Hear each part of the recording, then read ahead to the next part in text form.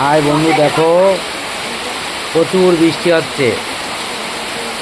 আমরা একটা দরাবপুর নতুন পাড়ায় কালী পুজোর রান্না করতে যাচ্ছি। সেই রান্না করতে যাওয়ার সময় এই বৃষ্টিটা হচ্ছে। বৃষ্টি যতক্ষণ না থামবে ততক্ষণ আমরা যেতে পারছি না। দরাবপুর নতুন পাড়া, 13/7/2026। আমার সাথে আছে বিষ্ণু। এই যে বিষ্ণুবাবু আছেন।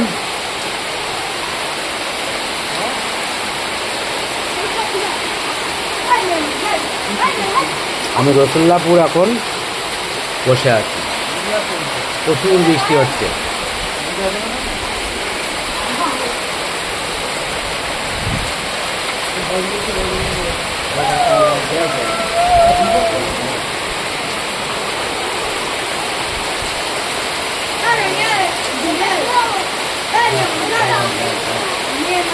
দুপুরে একটা রান্না আছে, আবার রাতের রান্নাটাও আছে।